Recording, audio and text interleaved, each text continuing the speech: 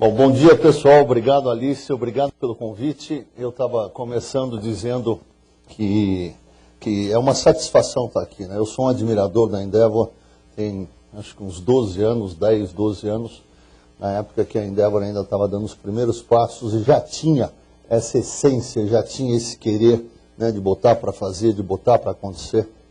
E desde então o banco vem participando e tem uma parceria bastante ativa. A gente acredita que esse caminho para a geração de renda é um caminho super importante no nosso país. E o mundo está mudando muito rápido. Então hoje eu vou contar um pouco aqui para vocês o que a gente já está fazendo e a gente está sempre percebendo essa mudança, essa necessidade da gente estar reinventando a cada dia, né? Na sexta-feira nós fomos dormir com esse sonho de ser o maior e o melhor banco do Brasil, né? Acordamos segunda, Dom Botim teve aí, anunciou, acordamos segunda com a notícia do banco aí, né, do banco do Itaú, com o Unibanco, e enfim, então essa dinâmica, né, faz com que você não possa ficar parado, né? Fomos dormir ontem com o Bush, acordamos hoje com o Obama, né? Então eu acho que são essas mudanças que nos levam, eu acho, a estarmos cada vez mais conectados, cada vez mais engajados. É um pouco sobre isso, contar, compartilhar com vocês o que nós fizemos. Eu vou estar focando principalmente na história do Banco Real, que foi a história que eu participei, mas também vou falar um pouquinho sobre, depois no final poderei responder algumas perguntas, vou falar um pouco também como é que a gente começa esse processo de integração entre o Santander e o Real. Esse aqui é uma frase de um poema de um poeta espanhol chamado Antônio Machado, talvez alguns de vocês conheçam, chama-se Cantares. É muito bonito esse poema, eu até depois posso enviar para vocês distribuírem, que não há um caminho só, né? O caminho a gente faz andando, né? A gente vai aprendendo conforme a gente for andando. E foi um pouco o que aconteceu conosco, né? Para começar, eu não era da área de marketing. Eu era diretor de Corporate Finance, depois fui diretor da rede de pubs do Banco Real, quando o banco foi vendido ao ABN AMRO. Foi vendido, o que eu vou fazer, né? A primeira coisa, você quer continuar lá no emprego, quer continuar, enfim, fazendo parte daquele novo momento. Criam-se novas possibilidades. Me convidaram para ser diretor de marketing. Eu digo, que fria que eu entrei. Por quê? Porque não tinha diretoria de marketing para começar. E o pouco que tinha, que era uma house agency chamada Itapeva Propaganda, a minha primeira missão era desmontar Itapeva Propaganda. Então era muito difícil, eu não era da área, né? Eu era um cara, me formei na FAP, sempre focado em finanças, morei em Londres, morei em Inglaterra, trabalhando em banco, fui do Itaú há muitos anos, mas enfim, eu era muito mais uma pessoa de finanças, de mercado internacional, trabalhei com o Sérgio Freitas lá no Itaú na área internacional, enfim, fiz muitas emissões de bonds, aí por conta do banco de investimento, onde eu fui diretor lá no Real durante uns 3 anos, enfim, então era uma outra, né, cabeça, um outro background, e naquele momento eu estava diante de um desafio. Eu não conhecia os novos controladores, tinha um holandês, que era o Floris Dekkers, que até teve aí essa semana para comemorar os 10 anos da operação, hoje ele está num private bank lá na Holanda, e o Fábio Barbosa, que eu também não conhecia, né? E foi olho no olho uma conversa com o Fábio, né, que não tinha o histórico e não era tão conhecido como é hoje, né, que eu disse, não, eu topo. Mas ele, por que você topou? Eu digo, não sei, confiança, né? É um pouco de intuição, um pouco de vontade, e aí aos poucos nós fomos indo. Hoje a área tem comunicação interna, comunicação externa, tem toda a parte de saque e ouvidoria. Então, nós temos hoje numa área que era uma área pequena, que começou com essa estrutura de 26 pessoas, que nós desmontamos, e hoje nós temos 1.200 pessoas, né? Um orçamento muito, muito grande, né? Então é um pouco sobre esse andar, sobre esse caminhar, que eu vou contar um pouquinho para vocês, né? Para nós, marca é algo que é muito importante, né? É sagrado, porque a gente tem que cuidar. A marca pertence aos clientes. Se os clientes deixarem de consumir produto X, Y, Z, né, essa marca vai desaparecer. Então a marca, e hoje em dia, essa opção do cliente é uma opção muito mais dinâmica, ele tem condições, pela velocidade da informação, de estar tomando essa decisão, de estar interagindo com o que faz a empresa, com o que a marca representa e tomando as suas decisões de consumo, de investimento, etc. Então, é uma cultura, é um jeito de ser, um jeito de fazer negócios, de se relacionar. E é uma dinâmica de relações. E essa dinâmica está muito acelerada. E como a gente não controla mais nada, né? Antigamente planejar o que era? Seguir uma linha reta. Né? Eu vou traçar uma linha reta e vou atingir o meu objetivo. Acabou isso. Não existe mais isso. Por quê? Você dorme sexta, pensando em ser o maior banco do Brasil e com todas as possibilidades, acorda segunda para se dar sua operação. Você tem que mudar a sua estratégia. Né? Tem um dado novo na questão, no cenário, no contexto.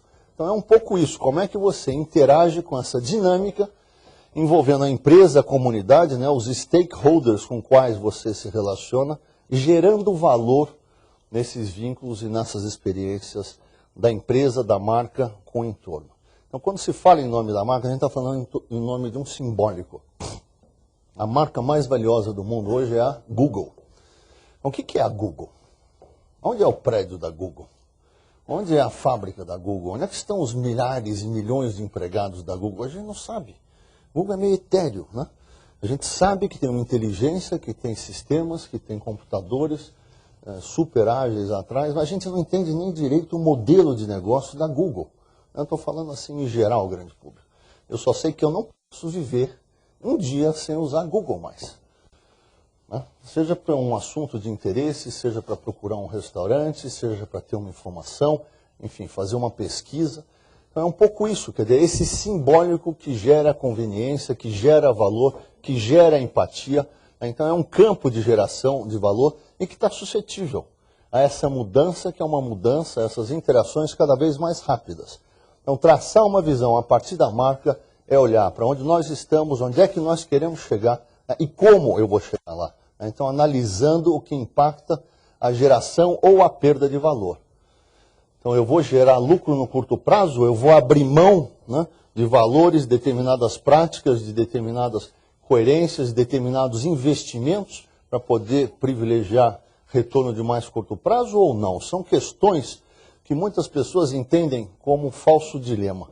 Né, como um dilema. Né? Nós achamos que é um falso dilema, nós achamos que é perfeitamente compatível você ir bem, fazer a coisa certa, do jeito certo, dar certo. Né? Então nós entendemos a marca como um ativo estratégico. Agora, gerenciar a marca, ou gerenciar esse ativo estratégico, é uma disciplina relativamente recente, né, para todos nós, e principalmente no mercado brasileiro. A gente percebe que os ativos tangíveis, né, relacionados às máquinas, equipamentos, capital de giro, capital próprio, eles estão dando lugar cada vez mais, em função até dessa dinâmica e dessa subjetividade muito grande que passa a fazer parte desse mundo cada vez mais globalizado, ao capital humano, né, a qualidade da gestão, cultura organizacional, que é o jeito de ser, de fazer negócios, os valores, os princípios, as práticas no dia a dia, tecnologias inovadoras, não dá para ficar parado. A tecnologia vem e te engole mesmo, e você, quando vê, você não sabe nem por que você está fora de mercado. Então, tem que acompanhar essas tendências, tem que entender como é que determinadas tendências de telefonia, determinadas tendências de processamento, de tecnologia em geral, de processamento de dados, enfim, processamento de informação, poderão facilitar, inovar, seja o seu processo de produção, seja o seu relacionamento com seus clientes. A base de clientes é muito importante, né? Hoje, se alguém disser o que é mais importante no Banco Santander Real hoje no Brasil, talvez seja o nosso database, né? Que contém todas as informações a respeito dos nossos clientes. É importante você ter os clientes, é muito importante. Agora, onde é que estão as informações sobre quem são aqueles indivíduos? Hoje nós temos mais de 8 milhões de correntistas no banco. Então, database, né, essa base de clientes, as informações sobre esses clientes é que vão proporcionar à organização essa possibilidade de interagir, de se relacionar, de conhecer e de aperfeiçoar o conhecimento e o foco no foco do cliente. Né? Porque não adianta só eu saber qual é o endereço e mandar um monte de coisa para o cliente. Eu preciso saber o que interessa a ele, em que momento de vida ele está, para que eu possa, de fato, me relacionar com qualidade, com pertinência. Sistemas de produção e distribuição, isso também tem uma importância muito grande. A gente está vendo essa migração dos meios físicos de papel para meios eletrônicos, com grande impacto sobre custos, e também toda a logística envolvida por trás desses sistemas. A satisfação de clientes, né? Satisfação está diretamente relacionado com expectativa. Então também não vamos imaginar que numa empresa com 8 milhões de clientes, 55 mil funcionários, milhares de fornecedores, né? Integração entre duas organizações. É natural que ocorram problemas. Agora, o que a gente faz com esses problemas é que é importante. Então, quando a gente tem um problema, a expectativa do cliente vai lá para baixo. Isso é ruim? Antigamente era, né? E vai reclamar, vai no Procon, vai no Banco Central. É uma super oportunidade. Problema é uma oportunidade riquíssima. Por quê? Porque a expectativa vai lá para baixo. A expectativa vai lá para baixo. Se eu fizer alguma coisa, se eu surpreender naquele momento em que o vínculo é colocado em questão, eu posso aumentar sobremaneira a satisfação desse cliente. E o cliente mais satisfeito vai concentrar negócios com a organização, vai comprar mais produtos. Então isso vai facilitar essa próxima venda, essa próxima compra. Então hoje nós temos toda uma dinâmica que faz parte dessa cultura de tratar as questões de ocorrências de problemas que existem nas duas organizações, né? Agora, é muito grande, então até você colocar esse transatlântico nessa direção, né, com essa atenção, com essa vigilância e com essa agilidade para resolver os problemas. Agora, podem ter certeza, né, que eu estou lá diariamente, eu sou o diretor de ouvidoria, o SAC está lá também, nós temos uma equipe ótima, não é fácil, mas estamos avançando. Isso é importantíssimo, essa bandeira, né, para que nós possamos assegurar uma preocupação, uma busca da satisfação, para que realmente a organização se direcione para a satisfação dos clientes. Resultados resultam de alguma coisa. O cliente mais satisfeito vai proporcionar, vai gerar mais e melhores resultados nas suas relações. Canais de acesso também é importantíssimo, a gente está vendo cada vez mais por água, mar, terra, enfim, os canais de acesso de todas as formas, né, 24 horas, 7 dias por semana, as estatísticas mostram. Outro dia eu participava também de uma mesa redonda, estava um diretor de marketing da Tecnisa, e ele dizia que a incidência, né, a entrada de propostas para avaliação de imóvel de madrugada é muito grande. Então acho que é um momento realmente que dá uma sossegada, o casal está ali, ou mesmo a pessoa sozinha, ou mesmo não consegue dormir, o marido com a mulher com o marido vai para a internet para procurar alguma coisa. São comportamentos que estão se modificando e que nós precisamos entender como é que esse mundo está se adaptando à conveniência dos clientes e de seus públicos. Geração de conteúdo também é básico, né? Não adianta apenas mecanicamente eu estar presente, eu estar ali, servir, mas eu tenho que gerar conteúdo relevante. Aí a comunicação tem um papel importante. Ainda ontem falávamos sobre isso lá no banco, num grupo de trabalho sobre gestão e práticas da marca. Então a geração de conteúdo relevante e diferenciador é muito importante, né? Porque senão fica uma relação mecânica, né? E as pessoas estão amadurecendo com a velocidade que as informações estão chegando cada vez mais. Então, para que elas possam, de fato, distinguir, diferenciar, nós temos que ter uma preocupação de gerar um conteúdo que seja relevante. Não é apenas um bom serviço bancário. É um serviço bancário que, de fato, está preocupado com você, que quer dar uma assessoria financeira, que quer sentar, que quer conhecer qual é o seu momento de vida, para que possa, de fato, não te dar um crédito e um limite de qualquer maneira, um crédito fácil, mas que possa, de fato, estar dirigindo para um crédito certo e que amanhã isso não vire um problema para você. E se virar um problema, que ele saiba sentar, flexibilizar, reescalonar, renegociar a dívida, para que essa relação possa ser uma relação duradoura. Em alguns momentos isso não é possível, estica muito a corda, estoura, enfim, não é também dizer que você tem a varinha mágica para resolver todos os problemas, mas que você pode, diante a maioria dessas ocorrências, ter uma atitude muito mais próxima, muito mais humana, sendo banco, você pode. Antigamente não tinha, né? Porque aí você vai se envolver emocionalmente, vai ficar muito mais difícil. Eu nunca vou me esquecer uma conversa que eu tive com um diretor de risco do ABN, um holandês, e Helmut, eu não lembro direito o nome dele agora, mas e eu dizia assim, quanto mais inteiro você estiver ao tomar, ao fazer uma análise de crédito, melhor vai ser a tua decisão.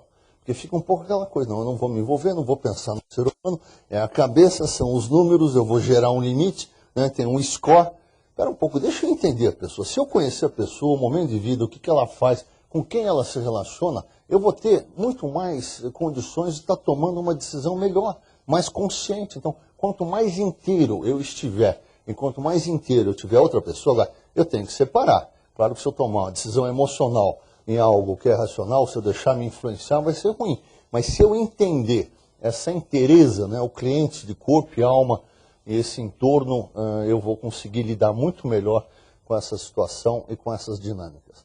Isso aqui é um quadro que, geralmente eu vim apresentando esse quadro, ele estava meio desatualizado. Atualizaram essa semana até abril de 2008, a gente percebe uma volatilidade, não capturou ainda, não capturou esse momento de mercado, mas enfim, mostra que marcas fortes têm uma condição melhor nos mercados de capitais. Aqui um pouquinho de como é que essa percepção das marcas como ativos estratégicos vem evoluindo. Então aqui o papel das marcas. Então no passado era muito mais a performance financeira, o curto prazo, etc. Enfim, alguns outros fatores. E aqui então, aqui a estratégia de crescimento, qualidade da gestão e a visão de longo prazo. Esse aqui é um estudo da McKinsey, eu não sei se todos viram aqui, mas enfim, tem aqui a fonte aqui, tá? Então é uma transição que a gente fez no banco há uns 4 anos, com um apoio grande do Ricardo Guimarães, da Timos, né, que é transformar tudo que a gente faz na área de comunicação, de marketing para branding, né, para gestão estratégica da marca. E acho que conseguimos, a equipe é muito boa, e nós hoje temos lá uma maneira própria de lidar com isso, que é muito grande. O Ricardo acompanha, mas é a equipe mesmo que faz essa gestão, olhando não apenas o resultado presente e tangível no dia a dia, mas o processo de geração de valor. Assim, também não é tudo preto no branco, às vezes tem discussões, mas, por exemplo, eu tive uma conversa outro dia sobre compras, envolvendo inclusive a área em Madrid. Eu não conheço as pessoas, videoconferência. Sou novo, não conheço muitas das pessoas que também não conhecem a mim e outras pessoas do Real. Então tem uma certa estranheza, não é dizer que você já comeu um saco de sal junto, né? E ali era preço, preço, preço, preço, preço, preço. Né? Lá num processo de escolha de definição. Eu digo, gente, se nós estivermos olhando só preço, nós podemos estar destruindo o valor. Né? Vamos olhar o valor além do preço. É essa a nossa responsabilidade. Não é só preço, preço, preço. É muito simples. É claro que tem que ser considerado e é um dos fatores da decisão, mas não é o único. Então vamos olhar um pouco além, senão nós vamos estar tomando uma decisão com uma visão um pouco curta, um pouco míope, e isso poderá prejudicar mais para frente essa nossa equação, essa dinâmica de geração de valor a curto e a longo prazo. Geralmente, os indicadores das empresas olham indicadores passados. Né? O que aconteceu? É muito difícil ter um indicador que olhe para o futuro. O que nós encontramos e com o qual nós vamos trabalhando esses anos todos é a atratividade. O que é atratividade? O quanto a nossa marca, a nossa proposta, a nossa oferta de produto e serviço é atrativa para as pessoas. Então, se você não tivesse conta no banco, onde você tem conta, em que banco você teria conta? Qual seria a sua escolha? E nós temos aí indicadores que vêm evoluindo e é o indicador. O Fábio costuma brincar e dizer, Fernando, esse aqui é o indicador que eu vou te analisar e que eu vou te olhar. Tem outras questões que ele cobra também, mas esse é o principal, é onde a gente foca, é a atratividade da nossa marca. É isso que vai estar, de fato, demonstrando a perpetuidade do nosso negócio. Considerando sempre aspectos tangíveis e intangíveis e desenvolvendo um sistema de gestão para você capturar. E nós também ontem tivemos uma reunião sobre isso, como é que eu processo as informações tangíveis e intangíveis e transformo isso em números. Então tem algoritmos, enfim, tem alguns sistemas que hoje trabalham com isso, que isso vai facilitar também a nossa tomada de decisão, os investimentos em comunicação, que aspectos que eu percebo através de pesquisas que estão sendo valorizados, e que são importantes para aqueles determinados públicos. Então, tem todo um avanço, um aprofundamento, né, na busca das causas e dos efeitos das relações envolvendo aspectos tangíveis e intangíveis também. Aqui para falar um pouquinho que a gente percebe que em torno desse interesse de geração de valor, né, nós temos aí dois grandes mercados, né, o mercado de capitais com os investidores e o mercado de consumo. A gente percebe que as unidades de negócio, de suporte, a presidência, enfim, o conselho, operavam isso de forma muito mecânica, né, e que cada vez mais, o que é importante, nós desenvolvemos um sistema de gestão que seja um sistema que sensibilize todas as áreas, né, passando a utilizar a marca e o marketing não como um instrumento de vendas apenas, mas como um instrumento de geração de valor em todos os seus vínculos. Então amplia, não é mais apenas a empresa e o consumidor, né, mas é a empresa, principalmente uma empresa de serviços, seus funcionários, né, e todo o sistema de gestão da empresa para que a gente possa ter atratividade de capital, de talentos, né, de mercado, ganhar novos mercados, atrair novos clientes, inovação, aquisição de novos clientes, de novos também funcionários, retenção, produtividade e informação, né? Hoje em dia as nossas decisões serão tão boas quanto as informações nas quais elas se baseiam. Se eu recebo uma informação antes, se eu atraio informação antes, porque a minha dinâmica, a minha atenção, a minha vigilância, as minhas relações são mais ágeis, são mais ativas, eu vou estar tomando melhores decisões. Peraí que eu apertei o botão errado. Então, o que nós estamos, de fato, buscando é estimular, potencializar e medir, né? Precisa medir, porque não pode ficar só numa teoria, então precisa medir, seja através de números, de resultados, de vendas, né, de aumento de carteira, de conquista de fatia de mercado, seja através de satisfação dos funcionários, satisfação dos clientes, né, e como é que eu posso estar ampliando esses meus vínculos e eu preciso estar medindo isso, né, com todos os públicos de meu interesse, né. A gente pode até relegar e achar que isso não é tão importante, na hora que vem a crise é que você vê como é importante. Na hora que vem a crise é que você vê que se você estiver preparado, e eu dizia, né, que a gente não controla mais nada. Quem acha que controla o outro, quem acha que controla o mercado, está redondamente enganado. Então, no momento em que a gente vê essa velocidade enorme de informação circulando no mundo, e essa interação entre eventos, se nós não tivermos, a única coisa que a gente pode contar nessa hora é com a nossa essência. É com o nosso referencial, é com o nosso eixo. É a partir dessa essência do nosso DNA que eu vou me orientar e que eu vou poder tomar as decisões com uma coerência a partir do que eu sou e a partir dessas relações que eu tenho.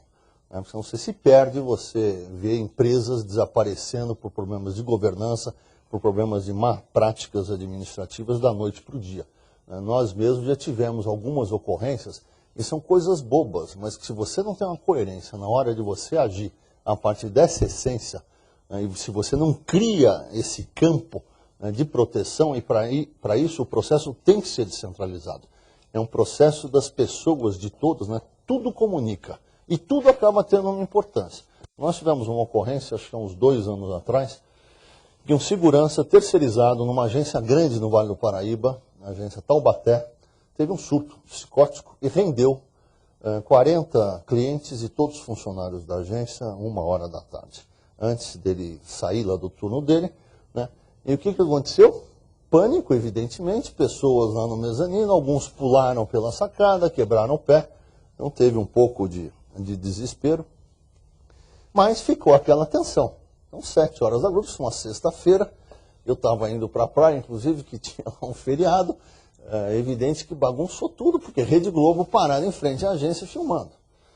Se isso começa a acontecer numa agência, então foi um indivíduo, foi um caso, ok, você tem que tratar aquilo, tem que cuidar das repercussões, porque é evidente que saiu manchete no dia seguinte, Vale Paraibano, etc, etc, e Rede Globo acaba potencializando isso. Se isso acontece amanhã aqui, acontece ali, acontece lá, então, gente, é muito essa capacidade que você tem de reagir, né, e de você estar se posicionando com relação a essas questões. Tivemos um problema em Cuiabá, um outro dia, com um fornecedor que estava com um emprego de mão de obra escravo.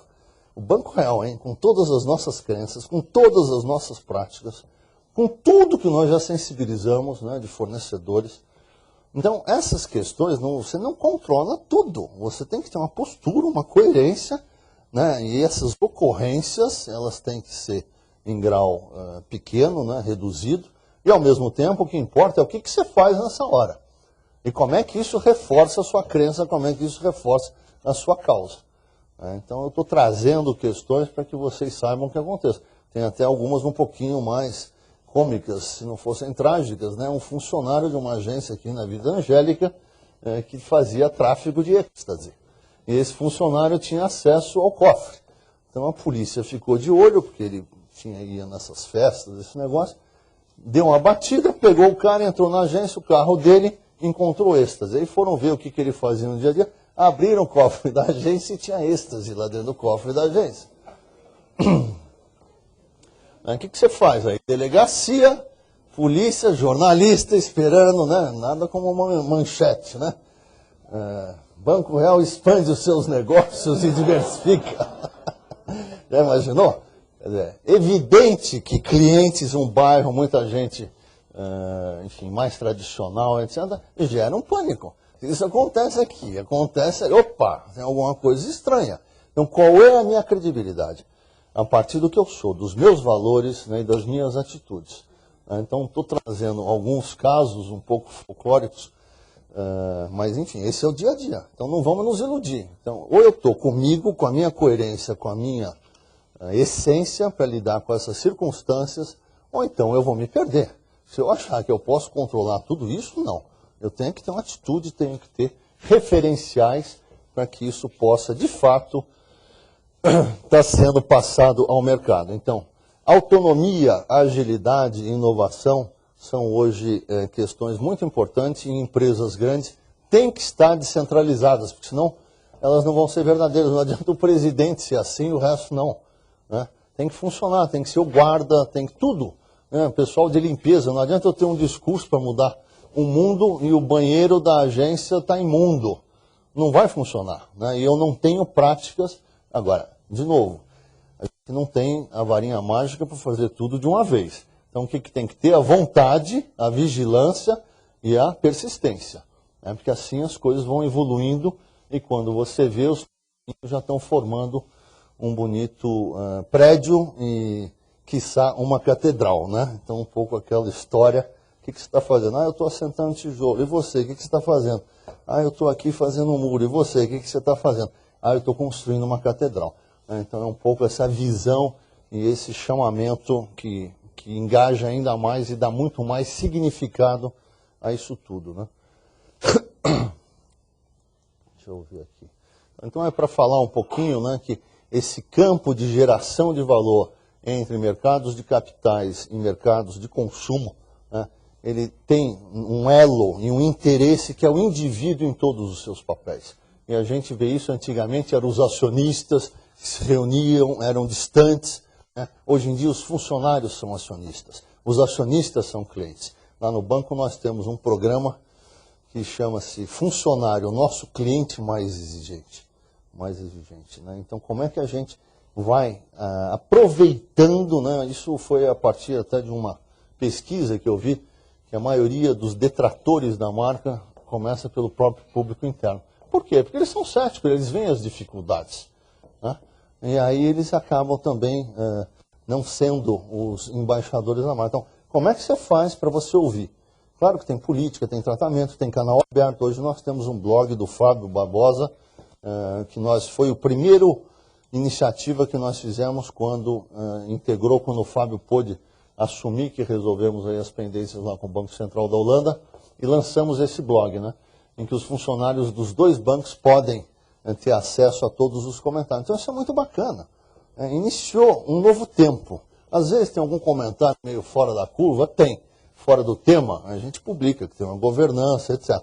Mas então são esses canais de diálogo, esses canais que vão respeitando o indivíduo de dentro para fora, fornecedores, etc., e vai fortalecendo os vínculos da marca com o mercado como um todo.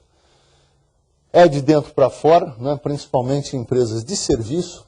Né, se você não engajar, se você não envolver, se os funcionários não compartilharem, na mesma causa, não vai rolar, né? Não vai acontecer e não vai girar. Então, é de dentro para fora, e é uma cultura, é um mix, né, de uma direção, de uma liderança, mas também desse material humano que existe nas organizações. Então, não existe uma fórmula, vamos fazer do jeito que o Santander faz só, vamos fazer do jeito que o Real faz só, não. É uma combinação do melhor desses mundos e o que nós queremos, né, indo em direção ao que os nossos clientes querem e o mercado quer. Então, falar de marca é sempre de dentro para fora. Por quê? Porque a gente constrói imagem a partir de uma identidade, senão não sustenta, vai virar esquizofrenia e não vai também sustentar, não vai enganar ninguém, né? Então, depende de algo maior, né, para que a marca reflita essa ambição e essa inspiração, possa servir de inspiração, né, para que todos esses públicos se identifiquem. Então é importante que entendam, acreditem, então daí o diálogo permanente.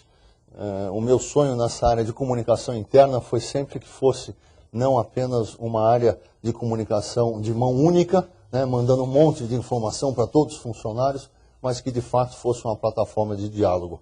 Eu acho que a tecnologia está nos proporcionando hoje avançar cada vez mais nessa direção, e nós já temos feito progressos super importantes em estar sempre abrindo esses canais, que é a partir dessa interação, desse diálogo, que nós vamos nos entender, que nós vamos enriquecer, que nós vamos nos alinhar e que nós vamos amadurecer. Então é do micro para o macro e do macro para o micro, né? Então isso aqui é uma dinâmica, é um movimento permanente e, como eu disse, a gente não tem controle.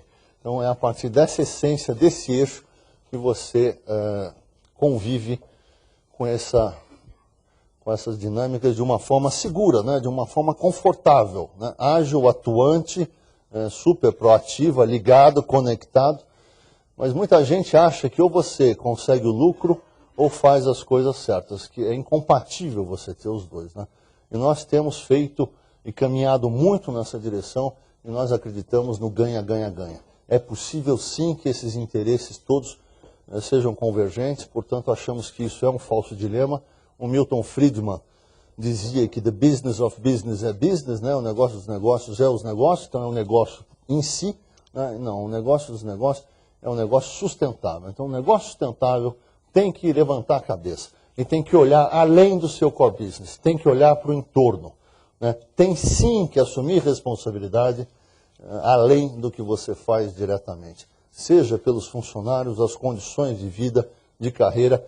Eu não sei quem aqui leu um livrinho simples, achei no início que fosse ser um pouco americaninho demais, aquelas fórmulas, aqueles pratos prontos, chama-se Dream Manager, né? O gerente de sonhos. Quem não leu, leiam. É muito, muito, muito legal. E eu vou contar um pouquinho, não vou estragar o filme, mas vou contar um pouquinho, é sobre uma empresa de limpeza de sanitário. E tem lá um dono, tem lá os vice-presidentes, diretores, e a rotatividade era altíssima, o turnover era altíssimo, altíssimo nessa empresa. E eles começam, bom, a gente precisa dialogar mais com os funcionários, a gente precisa entender melhor. E eles acabam indo por um caminho que eles estabelecem, fazem um processo de seleção e contratam uma pessoa para ser o gerente dos sonhos dos funcionários. Como é que faz isso, né? Tem uma forma, um manual? Não. Conversando, foram interagindo, foram vendo, e aí foram moldando, inclusive, essa função, que não era uma função corriqueira, né? E o que é legal é que começa a ouvir qual é o teu sonho, é uma casa própria. Aí vai, se reúne, vê na comunidade como é que viabiliza o sonho daquele funcionário. E o outro, é um Natal que eu nunca tive um Natal digno com a minha família. Aí se reúnem os amigos, um traz brinquedos usados, o outro traz não sei o quê, o outro entra com mais não sei o que lá, proporcionam um super Natal para essa pessoa e ela se sente valorizada, sua autoestima como ser humano, se sente querida. E assim vai indo, cada um com seus sonhos, sempre tem aqueles mais céticos, isso não vai dar certo, né? Não vai funcionar, que também começam a ver que a coisa está funcionando e que está indo bem. Bom, eu sei que o negócio vai tão bem que diminui adoidado o nível de rotatividade, começam a ter pessoas interessadas em participar, e eles ampliam muito essa função, contratam uma segunda pessoa, que acho que até uma moça, para fazer a função do Dream Manager. E aí um dia esse vice-presidente, que era o responsável, vira-se para o dono e diz assim, agora nós precisamos desenvolver os sonhos das pessoas fora da empresa. O dono diz assim, você está maluco? Quer dizer, a gente vai agora então perguntar o que o funcionário quer para sair da empresa. A gente que não queria, que queria que os funcionários ficassem. Bom, em fazendo isso e ajudando as pessoas a continuarem os seus projetos de vida por além daquela empresa, eles criam uma onda de interesse na comunidade, no bairro, e começam a fazer fila, e mais fila para entrar na empresa. Que é uma empresa que se preocupe, que cuide enquanto você está lá, né? E na sequência, se você quiser sair. Então é um pouco esse olhar, essa cabeça, né, olhando o indivíduo, se relacionando, indo de encontro às aspirações, às necessidades dessa pessoa, e você com isso vai potencializando, enfim, aí tem lá alguns números e tem ganhos, e principalmente, né, numa função que não é uma função muito nobre, ficar limpando os sanitários, o orgulho das empresas em trabalharem lá. Né? Então, no fundo, somos todos seres humanos, e acho que isso é válido para todo tipo de negócio, em qualquer atividade. Né? Isso que vai sustentar em termos dessa consciência, desse bem-querer, desse sentir-se bem, né? Dessa dignidade nas relações. Então, as ondas do movimento, elas começam sempre pelo indivíduo, o indivíduo está no centro do modelo de negócio, eu vou falar um pouquinho sobre isso. Né? E essa externalização, então, é um processo dinâmico de expressão. Expressão, pressionar para fora. Emoção, movimentar para fora. Impressão, né? É de fora para dentro. Né? E depressão, quando senta em cima e não deixa fluir, né? Em que fica armazenado. Então é um pouco isso, como é que a gente externaliza e como é que o banco, aí, como uma organização com recursos humanos, financeiros, tecnológicos, pode articular e influenciar a partir desses valores esse entorno, o mercado e a sociedade. A partir disso, nós desenvolvemos a nossa visão, que é o nosso norte. Aqui eu estou falando do Banco Real. Existe muita convergência com o Santander, que tem a visão e a missão mundial. Nós já estamos alinhando isso, não para ser uma ou outra, e também não é para ser um meio elite, meio mussarela, mas é de fato para a gente estar buscando algo que seja inspirador e reflita esse momento que nós estamos vivendo. Isso aqui foi o que nós definimos e caminha conosco há bastante tempo. Nós, de fato, queremos ser um novo banco para uma nova sociedade. Né? A sociedade está evoluindo cada vez mais rápido, mais bem informada, consciente, já falamos sobre isso, e nós somos agentes dessa evolução e temos a nossa responsabilidade nessa jornada e nesse contexto todo. Então, a nossa missão é ser uma organização reconhecida por prestar serviços financeiros de qualidade, né, aos nossos clientes, buscando a satisfação de pessoas e organizações que junto conosco contribuem, sejam os funcionários, os fornecedores e todo o entorno. Né? Esse aqui é o nosso modelo, que na realidade é uma representação gráfica disso aqui. Né? Então, resultados sustentáveis acontecem a partir dessa dinâmica de geração de valor, onde o cliente, como o dono, como interessado, como a parte que pode optar por fazer parte nisso, se identificar, é muito importante. O acionista, evidente que é importante. O funcionário, né, como o grande canal. O banco sem funcionário não existe, né, é impossível. A sociedade, né, e eu com isso, o que eu tenho a ver com o que está acontecendo nesse mundo aí fora? Nós estamos todos no mesmo barco, seja do seu ponto de vista social, seja do seu ponto de vista ambiental. Se nós não fizermos alguma coisa, vai afundar, né? Nós não vamos nos salvar, não. Ah, não, eu vou me salvar, eu estou aqui na pontinha do barco. Não, vai afundar junto. Então, o que eu tenho a ver com isso? E na busca dessa satisfação total, a gente sabe que a gente não vai atingir a perfeição. O processo, e graças a Deus, nós seres humanos somos imperfeitos na nossa natureza. Então, não vamos achar também que a gente vai conseguir fazer disso aqui uma máquina, porque não é uma máquina.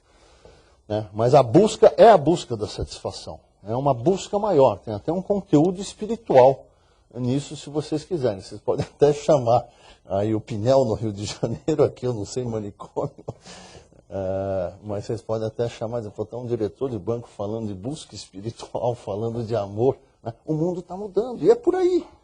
Né? Porque nós estamos falando de indivíduos, nós estamos falando de pessoas, nós estamos falando de relações. No fundo, é isso que importa. O resto é circunstancial. Então, essa busca da satisfação, que tem como insumos, né, como inputs aqui, o foco no foco do cliente, né, pessoal capacitado e engajado, valores compartilhados. Então, não são os valores corporativos do banco, não. São valores nossos. Né? Quais valores são relevantes para a nossa relação? Nós temos valores comuns ou não temos? Se temos, se nos identificamos, nos sentimos bem, juntos e mais engajados. Melhores processos e disciplina na execução. Isso é muito importante. A gente percebe que o Santander é mais disciplinado, o Santander tem mais processo. Super bem-vindo, é uma das grandes complementaridades que a gente vê, além de uma plataforma tecnológica de primeiríssima.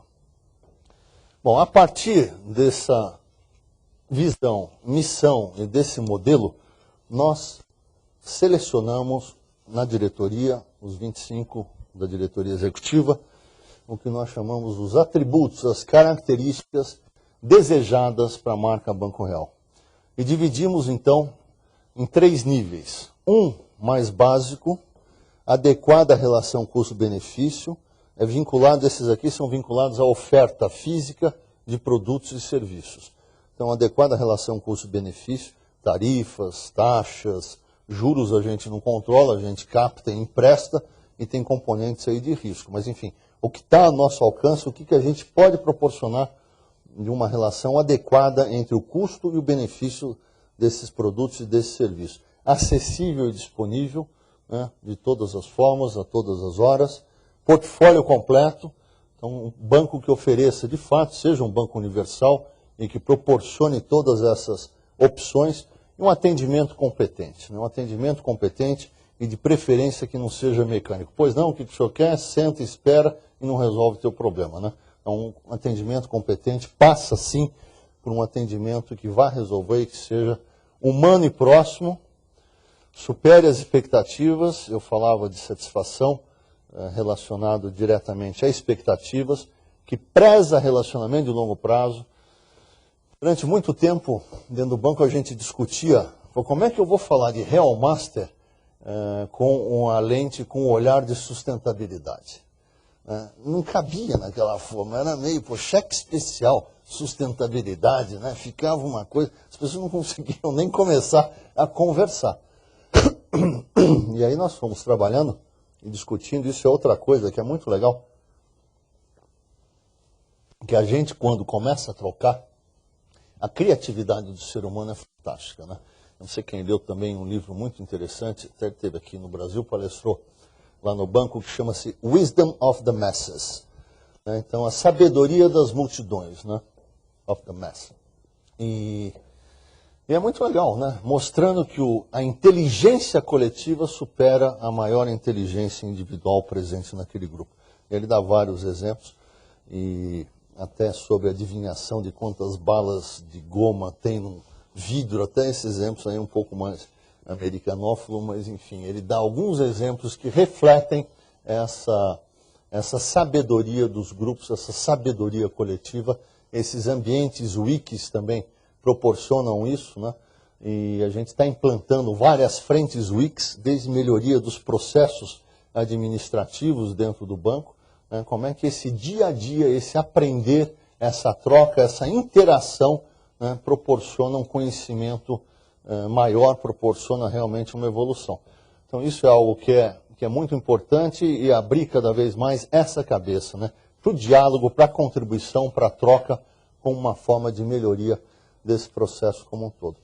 Postura ética e transparente, isso também hoje é um pressuposto, né, isso é enfim, não dá mais, as pessoas hoje em dia não têm mais espaço e estão cada vez menos, enfim, aceitando esse tipo, seja na política, seja no dia a dia, seja nos círculos de amigos. Compromisso com o Brasil, inovação e aperfeiçoamento constante e sustentabilidade. Né? Sustentabilidade é um deles. O importante é dizer que cada um desses aqui, do topo ou do meio da pirâmide, eles têm práticas ligando cada um desses atributos ao dia a dia. Então isso aqui não é um atributo desejado que eu vou fazer um anúncio pensando em sustentabilidade. Não. Quais as entregas, como é que eu aterro, como é que eu amarro isso a práticas do dia a dia que vão me ajudar a trabalhar isso. E a gente mede isso aqui através de pesquisa, através dessas práticas com os clientes e também da concorrência. Bom, disso tudo sai um posicionamento da marca, né? O nosso posicionamento é o Banco Real me entrega mais do que eu espero de um banco e ainda se preocupa com questões importantes para mim e para a sociedade. E num determinado momento nós também, acho que subimos um degrau, né? Então o que era diferencial virou pressuposto. Por se preocupar com questões importantes para mim e para a sociedade, o Banco Real me entrega mais do que eu espero de um banco. Então aqui a gente relançou o conceito de banco da sua vida e o reinvente vem com a gente, né? O motor, o eixo é a reinvenção. Não a reinvenção da tecnologia em si, mas a reinvenção da maneira de fazer negócios, de viver os negócios. Então, através de práticas envolvendo os clientes, fornecedores, funcionários e a sociedade. Então, nós, enfim, isso aqui são alguns exemplos de um mural de práticas que nós temos, né, que nós avaliamos periodicamente, constantemente, sistematicamente, essa adequada relação custo-benefício entre o que a gente está oferecendo, o preço desses produtos, os níveis de satisfação na utilização desses produtos e também a concorrência.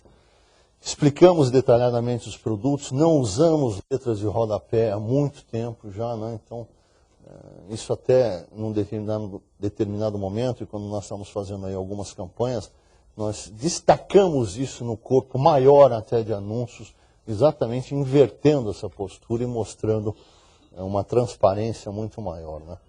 Ofertando produtos e serviços adequados às necessidades, não adianta eu fazer uma venda só, eu quero fazer uma venda sempre, eu quero estar sempre me relacionando, não adianta eu vender algo que o cliente não quer, que ele não precisa, tem exemplos aí dos mais diversos, e desde vender geladeira para esquimó, que vai ter pouco uso, desde vender fundo de previdência para pessoas com mais de 60 anos ou de 70 anos, né, como a gente teve um caso, essa pessoa, a filha de um senhor precisou resgatar, fez um investimento errado em previdência, isso tem uns 6 anos.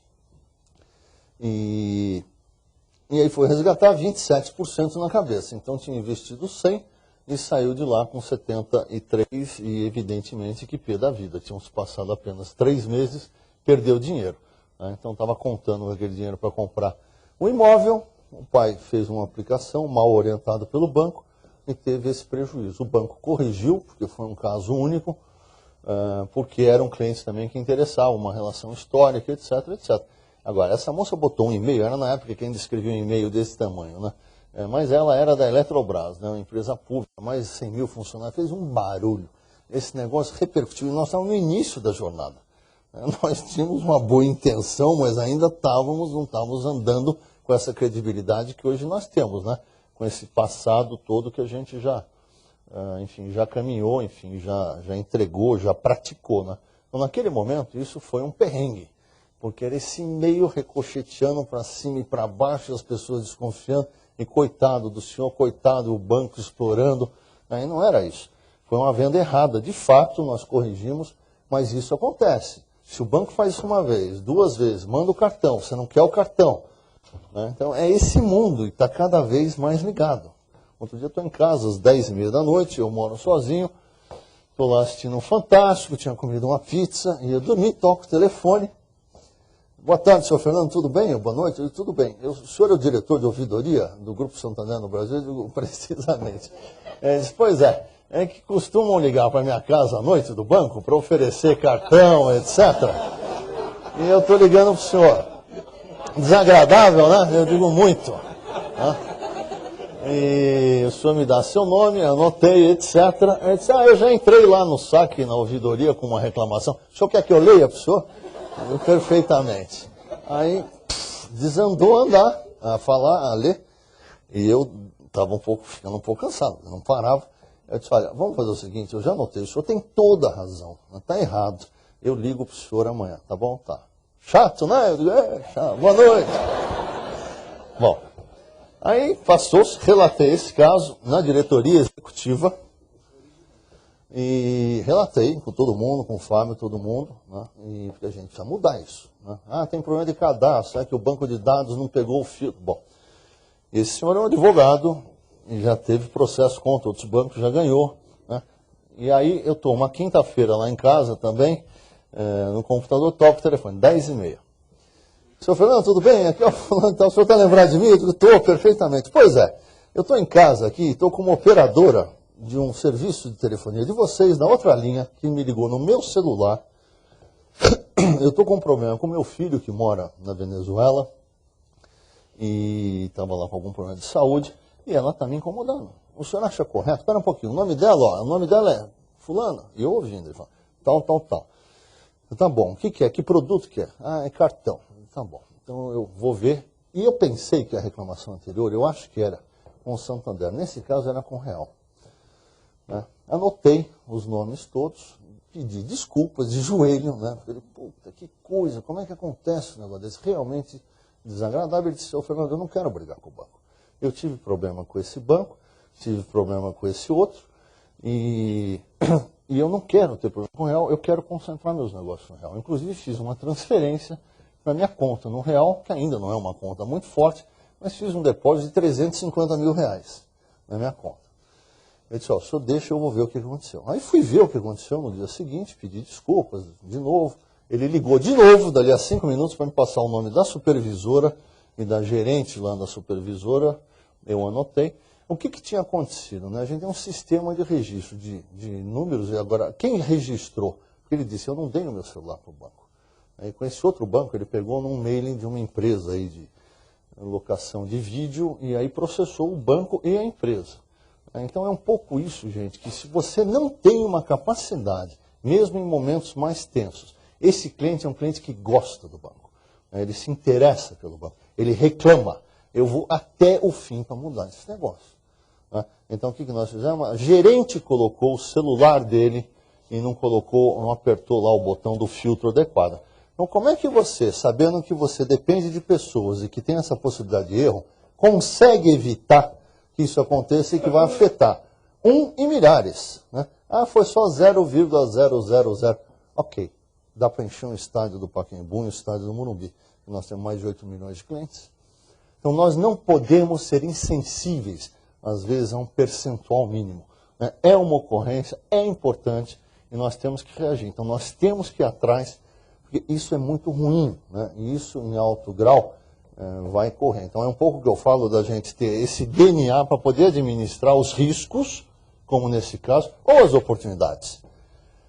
Porque se eu realmente desejar fazer disso um ativo e fazer disso um diferencial do banco, eu vou fazer. Né? E os clientes vão ficar encantados, porque o banco não pratica isso, não pratica aquilo. Então é uma cruzada, né? É uma jornada intensa na busca desses diferenciais. Cheguei na reunião de diretoria dessa segunda-feira, aliás, foi na passada, e disse para o nosso colega lá de cartões, vocês lembram daquele cliente? Então, recebi um outro telefonema dele na quinta-feira. E era 10h30 da noite, porque ele estava, de fato, no celular. Porque o diretor de cartões disse, não, a gente não liga depois das 10 da noite. Eu disse, olha, e ele estava muito bravo por causa disso, não sei o quê. Então, eu até brinquei com ele. Fulano, você me dá teu telefone, que da próxima vez eu vou passar o teu telefone para ele. Né? Agora, para ele se sensibilizar. Então, aos poucos, você vai criando essas saias justas, né? E as coisas vão se arrumando. Porque isso pode acontecer mais 2, 3, 4 vezes. Mas não vai acontecer, porque aí nós vamos virar a mesa. Gente, nós não estamos brincando. É gente reclamando. Né? A gente quer esperar o quê? Que o governo baixe essa legislação que está aí, né? Regularizando, como tem feito em outras ocasiões? Não.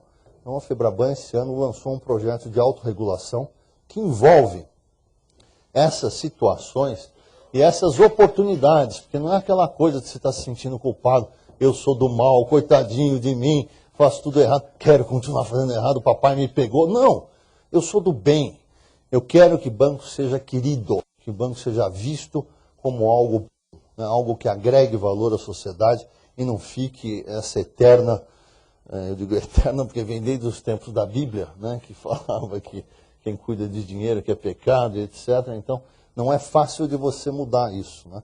Mas eu acho que tem uma oportunidade grande, e nós estamos aí integrando e buscando, né? Como é que nós podemos nos diferenciar num ambiente competitivo e com todas essas questões, com essas incertezas, essas inseguranças que estão aí no dia a dia. E oportunidades. Itaú, Unibanco, insegurança, risco, teve um pouco aí de falação há um tempo, fizeram disso uma oportunidade. Já vinham conversando, apressaram o casamento e acho que estão aí trabalhando agora uma grande oportunidade. Então, como é que os outros atores podem se posicionar com relação a isso e está, de fato, melhorando o dia a dia, né? Aumentando a atratividade da marca, mantendo e ampliando os negócios, aumentar o retorno e, ao mesmo tempo, esses negócios no tempo, né? Você perpetuar. A gente quer uma relação não a mais lucrativa, a gente quer uma relação a mais longa possível, com um percentual de lucratividade que seja adequado. E isso não depende só de cobrar do cliente, não. Depende de eu trabalhar também na oficina, eu trabalhar dentro de casa, como é que eu melhoro os processos, como é que eu simplifico, como é que eu reduzo os custos para que eu possa, de fato, estar praticando essa relação mais adequada. E convertendo isso em negócios, né? Negócios bons para todas as partes. Nós não queremos emprestar e que o nosso cliente tenha problema e não pague o dinheiro de volta. Não. Nós queremos que o cliente se dê bem, que ganhe dinheiro, que empregue mais gente, que multiplique, né, que isso de fato seja uma crescente. A gente está vendo aí que houve talvez uma insensibilidade para um projeto parecido numa sociedade mais adiantada, que foi os Estados Unidos, né, e uma desregulamentação muito grande com relação a algumas práticas que também não são boas, né? Tempos de bonança acabam gerando uma certa insensibilidade e acabaram, eu acho, que se excedendo na prática dessa dinâmica, que foi uma dinâmica que fez da sociedade americana, eu acho que a sociedade mais igualitária desses últimos anos, das nossas gerações, mas que agora está mostrando que houve um excesso, então vai ter também aí um momento de ajuste, né? Então, como eu dizia também, a nossa imagem ela é construída a partir de um exercício da identidade dessas práticas todas, né? A minha maior aflição quando eu fui indicado para ser o diretor de marketing lá atrás, eu não conhecia, era como se eu estivesse num quarto escuro, porque eu não conhecia o Fábio Barbosa, eu não conhecia os holandeses, essa área não existia dentro do banco, eu não me conhecia, né, enquanto no papel de marketing. Então, tinha uma série de novidades e de incertezas, mas era se eu tivesse que construir uma imagem que não corresponde ao que nós somos. Nós podemos até ter um monte de defeito, ser feinho, ter um monte de problema, fazer coisas erradas, ter processos ruins, mas se a gente for projetar uma imagem que não tem aderência com o que nós somos, eu não vou conseguir. Eu não vou conseguir ser parceiro dessa esquizofrenia, né? Então foi a partir disso também, de um desconforto pessoal, que a gente foi evitando, né? E isso da minha relação com as agências de publicidade foi muito importante, porque as agências eram agências interessadas em fazer junto com a gente. Eu me lembro que o primeiro slogan da primeira campanha, em 2000, era para ser Banco Real, nosso compromisso é você, alguma coisa assim. Eu disse, gente, isso é falso, que compromisso? Nem começou o jogo ainda, eu já vou entrar com uma panca dessa, né? Isso, o que é isso? Uma sacada? Não cola, para mim não rola isso. E aí nós fomos, né, Banco Real e a ABN AMRO Bank, construindo um banco cada vez melhor. E aí eu disse, está faltando alguma coisa aqui, né, para você. E aí encaixamos para você, foi o primeiro banco que colocou você, hoje em dia outros colocam, né, mas foi o primeiro banco que colocou as pessoas em cena, e evidente que o mundo está rodando muito rápido, então nós não podíamos ficar num processo de construção que ia levar, sei lá, 2 anos, 3 anos, 5 anos, falando que nós estávamos construindo. As pessoas querem ver a coisa pronta. Então usamos isso durante uns 6 meses, não sei se você lembra, Júlio, disso, você acompanhava, mas aí tivemos já que dizer, bom, ao que viemos, e aí lançamos logo em seguida o Internet Banking. O Real tinha um Home Banking, enquanto o Bradesco já estava há 5 anos com o Internet Banking, então nós estávamos atrasados, o que também não é ruim, te dá a chance de sair na frente naquele momento. Então, naquele momento que o banco estava lançando a marca, se posicionando, nós entramos com o Internet Banking, que era melhor do que os demais. Né? Evidente que eles não ficam parados e a gente tem que ir atrás, né? Então tem que estar reinventando constantemente. E aí lançamos uma campanha que era: existem muitos bancos virtuais, só um é real. Né? Foi muito bacana também naquele momento. E aí vai dando sequência, né? Sempre procurando moldar. A identidade já estava totalmente pronta, já estava moldada? Né? Não, estava em formação, estava em gestação. Parte nasce antes, parte nasce depois, a coisa vai evoluindo, vai se moldando, e a partir dessa interação com os seus públicos, você vai aperfeiçoando essa identidade, essa forma de ser, e aumentando a tua competitividade. Comunicação é um exercício de identidade e, portanto, tudo comunica.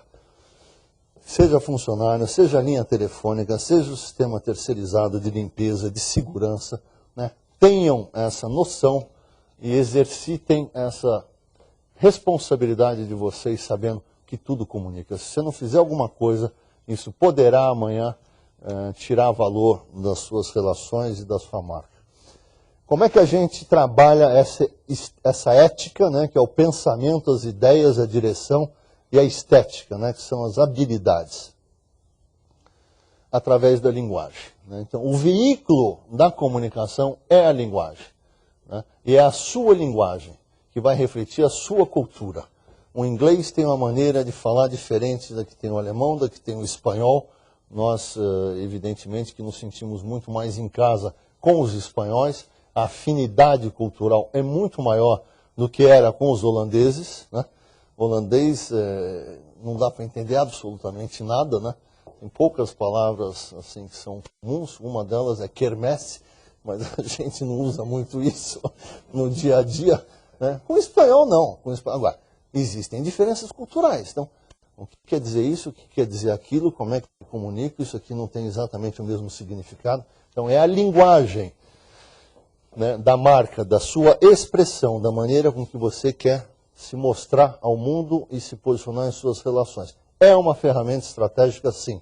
Né? Possibilita a ligação entre o pensamento, a sua direção e as práticas, né? A ética e a estética da marca. Em todas as suas expressões, criando maior sinergia, impacto e consistência da presença da marca no mercado e melhores relações com seus públicos. O eixo da linguagem de comunicação do Banco Real é a verdade. Então, quando a gente usa cliente real, quando a gente usa funcionários reais, são funcionários mesmo? São. Nós estamos fazendo agora alguns filmes sobre investimentos. Entrou um primeiro no ar sobre CDB. E a gente está fazendo um outro sobre fundos. Está um momento aí um pouco não muito favorável a fundos em ações. Então, nós estávamos falando de fundos de investimento. Aí voltaram, duas moças trabalham com a gente lá em publicidade, dizendo: Fernando, a gente não vai poder falar de fundos de investimento. Eu disse: por quê? Porque eles fizeram essa viagem com dinheiro que eles colocaram em poupança. Era uma viagem, a gente estava mostrando que eles era de frente para trás, né? Vocês vão ver um dos filmes, né, mostrando que conquistou, mas antes de conquistar aquele benefício, a pessoa teve uma atitude. Então a gente volta um pouquinho ao longo do tempo e diz: olha, foi poupança. Aí alguns podem dizer: que bobagem, pô, quem é que ia saber disso? Nós sabemos da nossa verdade. Isso é uma coerência nossa. Nós poderíamos ter colocado ali, não ia fazer a menor diferença, ninguém ia perceber. Mas não vamos botar aí. Por quê? Porque nós e as pessoas que sabem que eles não tinham aquele dinheiro em fundos vão saber, e isso não vai fortalecer e não vai dar essa consistência que nós queremos. Então procuramos uma comunicação direta, informativa, transparente, verdadeira, né? E os funcionários sempre são informados antes. Isso é um ponto de honra. O Fábio Barbosa volta e meia me cobra. A gente produz muita coisa de comunicação. Tem hoje uma televisão que virou meio que uma tábua da salvação lá no hall de entrada, e as intranets melhoraram tanto que a gente acaba colocando no ar via intranet. Mas como é que você dá ciência primeiro ao seu público? É muito chato. Você está em casa com o seu marido, com a sua esposa, você trabalha no banco, sabe que você está envolvido, sei lá, acabou de ganhar uma campanha de captação, entra o comercial no ar falando de CDB, o marido diz: poxa, que legal, hein? Foi essa campanha que ajudou você a bater as metas, etc. Você tá falando. Eu digo: eu não sei esse filme, eu não vi esse filme. É frustrante, né? Vai ficar até com vergonha de falar sobre banco ao lado do marido, porque eu não sei nada. Eu não fui informado. né? Eu sou pau mandado só para fazer lá a produção no dia a dia. Então, como é que você cria esse engajamento? Dá trabalho.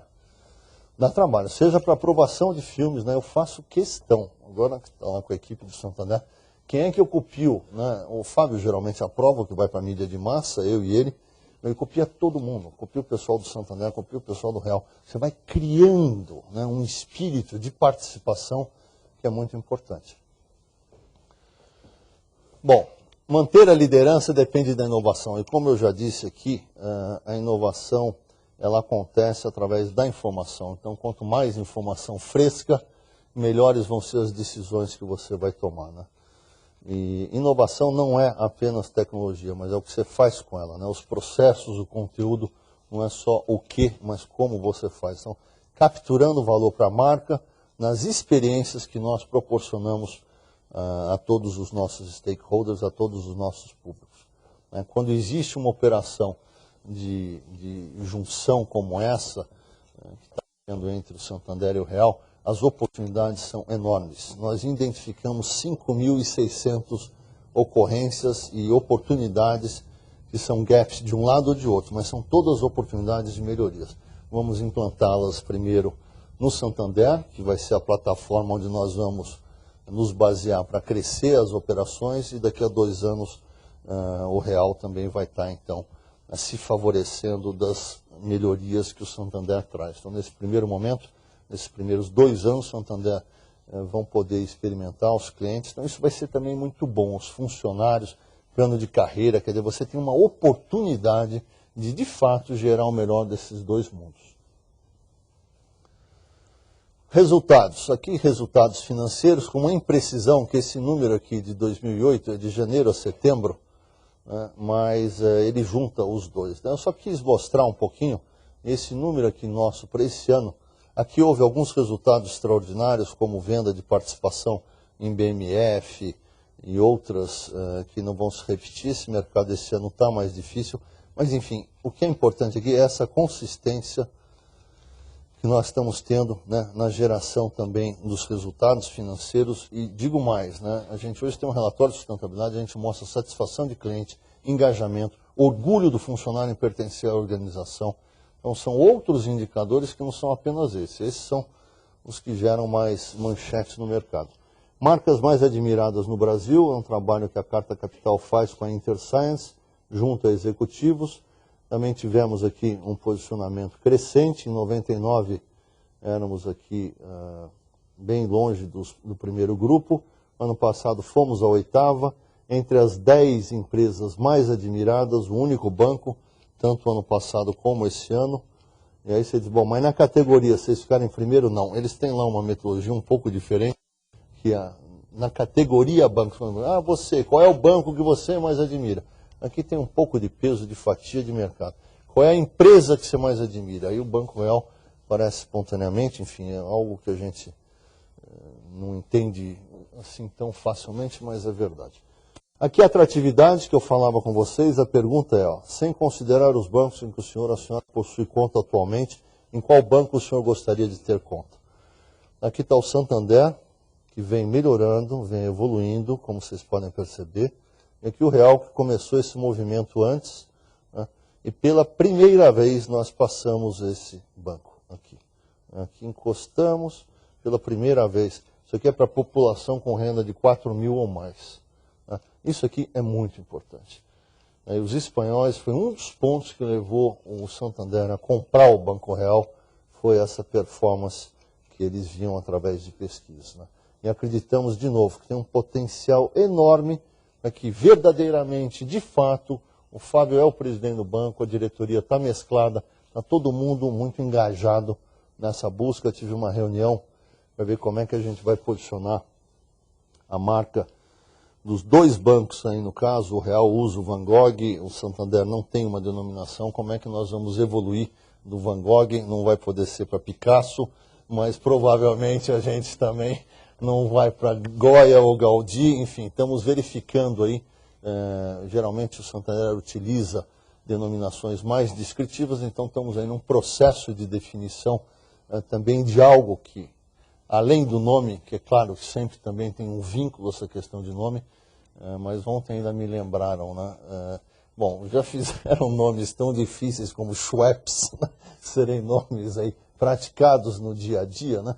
Que eu acho que a gente também vai poder fazer disso aí uma boa solução e refletindo esse momento que a gente está vivendo. Orgulho de pertencer. Isso aqui é uma pesquisa de engajamento, uma pesquisa interna, mas ela não é feita por nós. É um instituto internacional que não está aqui, uma falha aqui, não está o nome do instituto, mas é um instituto que faz em vários setores, que faz no mundo todo. Isso para nós é um ponto de honra e de orgulho muito, muito grande, né? Não é à toa que o Banco Real está entre as melhores empresas para se trabalhar há alguns anos, né?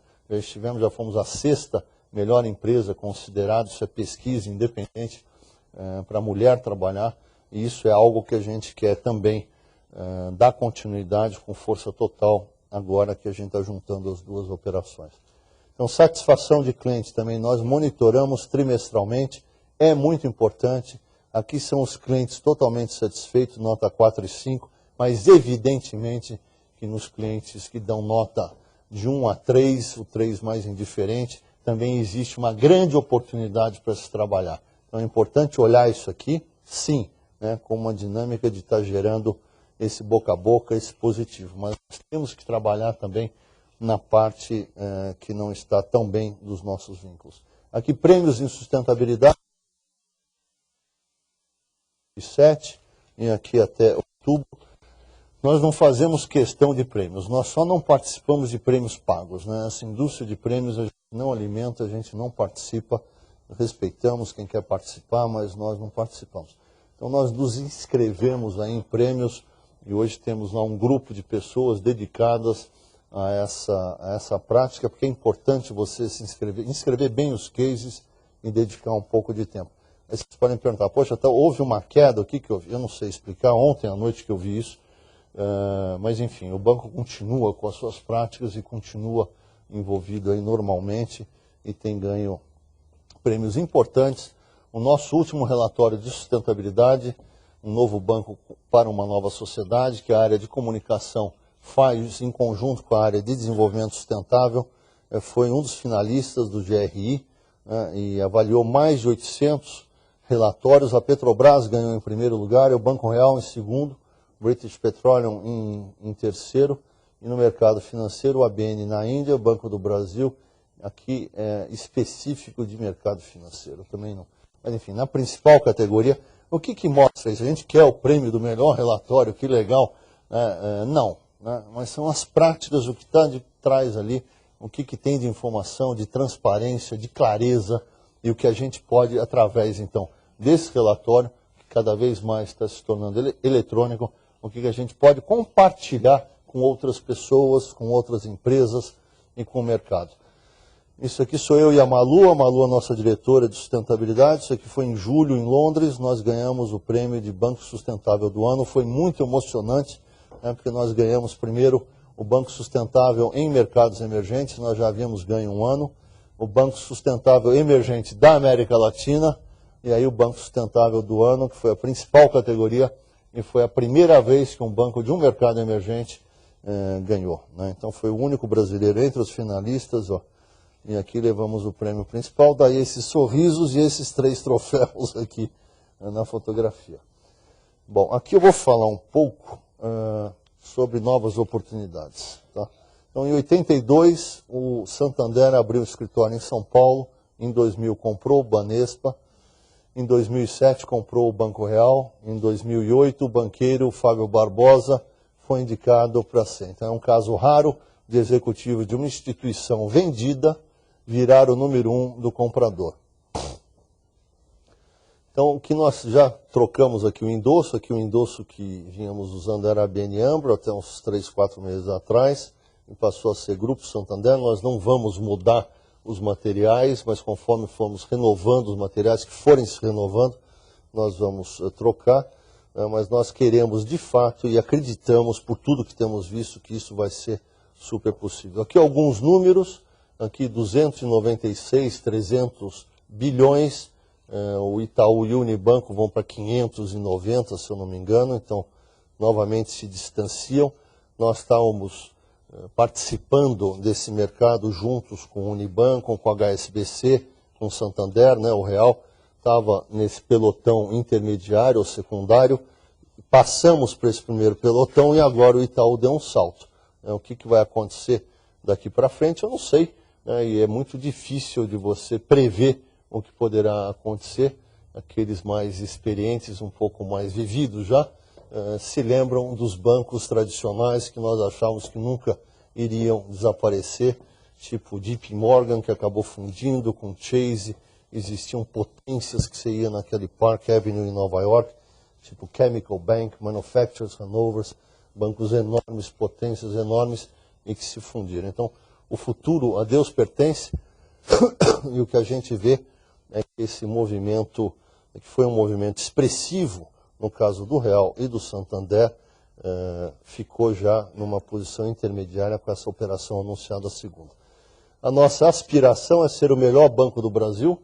No Brasil, nós não queremos ser o maior, né, e isso saiu um pouco quando o Dom Emílio estava aí, mas nós achávamos até arrogante querer dizer que nós queremos ser o maior, mas querer ser o melhor nós podemos ser.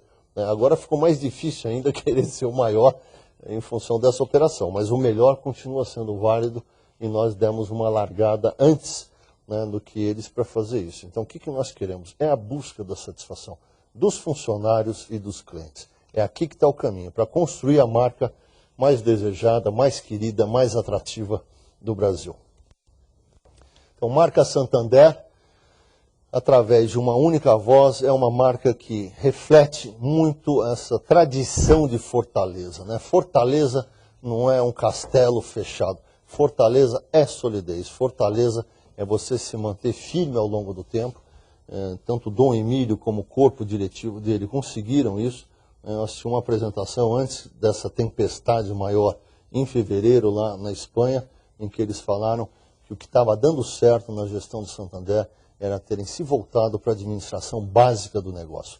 Gestão de riscos, cuidar dos clientes, então uma administração prudente, pés no chão dos negócios financeiros.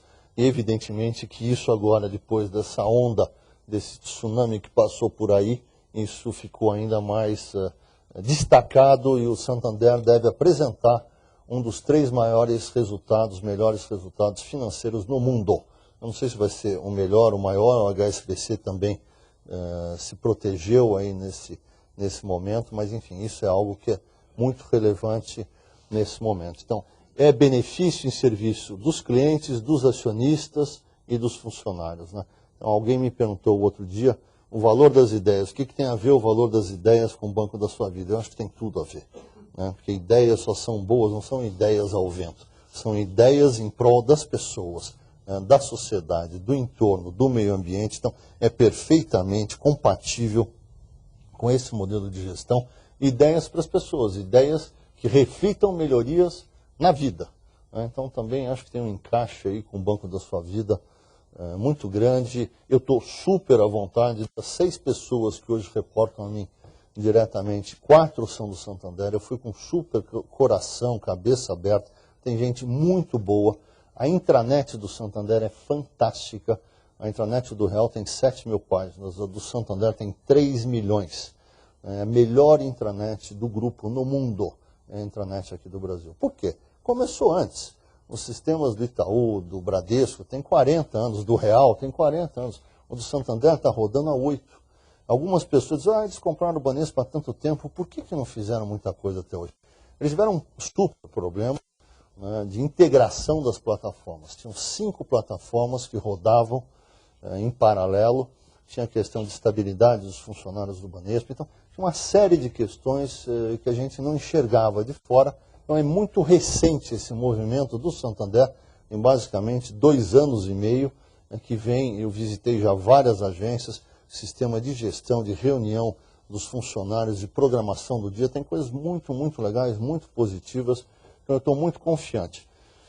Participei da aprovação desse filme Universidade, estava um pouco numa frequência inacessível, trouxemos para uma frequência mais acessível, né, como é que o estudante, como é que o professor, o reitor da universidade pode ter acesso a esse programa que o Santander tem, que é um programa mundial, e aí já começamos também uma chamada trazendo um pouco mais esse convite, né?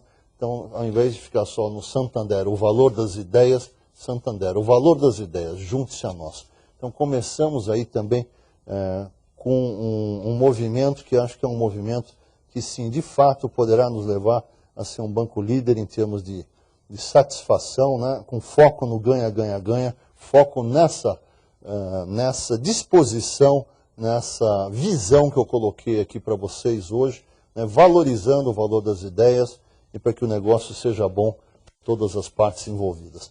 Aqui, compartilhando rapidamente o que a gente percebe como princípios de comunicação. Isso aqui está no Manual de Comunicação Corporativa, né? Uma única visão, ideia e posicionamento. Então fala de liderança, liderazgo, dinamismo, inovação, ética profissional, fortaleza. E aqui fala de solidez, produtos inovadores, criação de valor, antecipação, rentabilidade, socialmente responsável. Então aqui, como vocês podem ver, e aqui ó, inspiracional, eu falei, isso aqui cabe para qualquer banco. Cabe.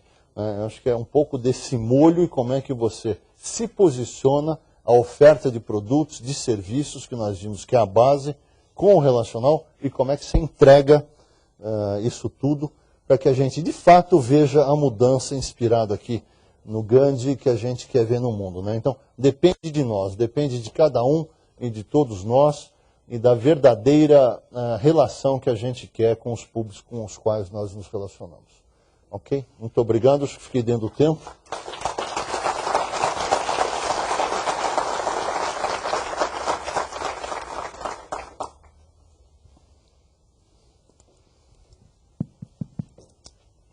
Vamos para as perguntas e respostas agora.